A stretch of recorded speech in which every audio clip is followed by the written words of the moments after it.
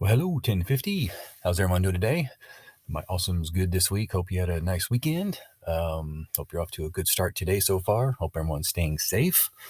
All right, so this week we're going to kind of try to finish up and work towards finishing up Project 2 and do the last of the things we want to do there. I also want to talk to you about as we're kind of getting towards that. Of course, big news.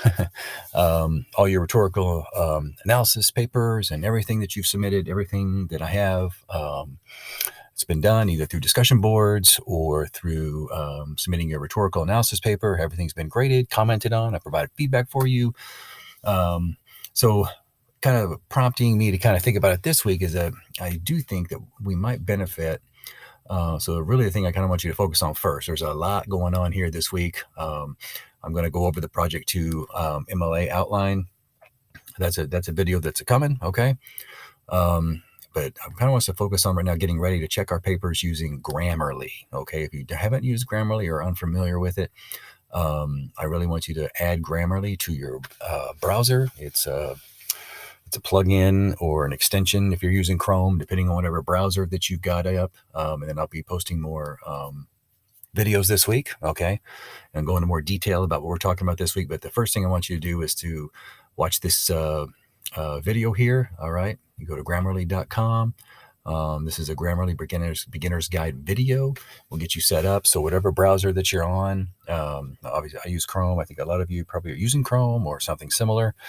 But I'd like you to add that on there because we can, even through Google Doc or Microsoft Word Online or wherever it is that you're writing these papers, do put Grammarly on there so you can check them. We might be able to check, and we can probably find a lot of our either typos or misspellings or some of the small things we can just get out of the way right off the bat. Okay. All right. So think about that. And it also will help you and make sure you use the free edition. You don't have to buy premium. If you want to, go for it. It is much more powerful. It does point out and helpful in a lot of ways.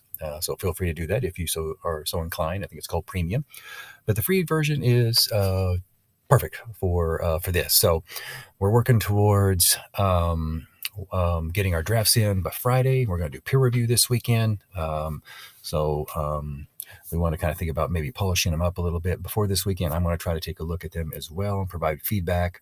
Remember, these are just the drafts that are coming in that are due. And I'll set that up, of course, for you this weekend. So, and there, also want you to take a look at the Project 2 MLA outline. Make sure we're understand at least the basics, how our works cited page should look. I'll review that in a little more detail later on this week as well. As well as I will come through here in addition to these MLA sources that are provided by the Purdue OWL.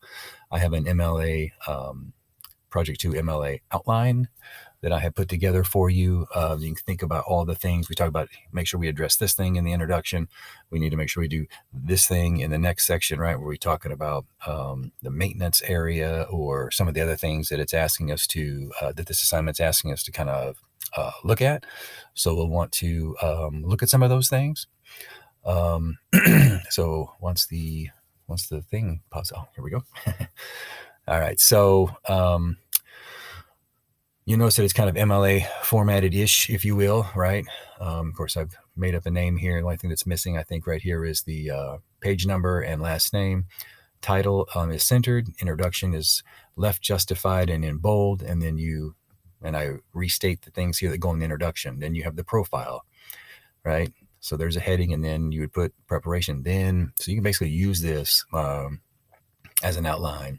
Right. The next thing, we address working condition. Here are the questions to address. Right. Then there's maintenance. Here are the things to address. Then there's current controversies.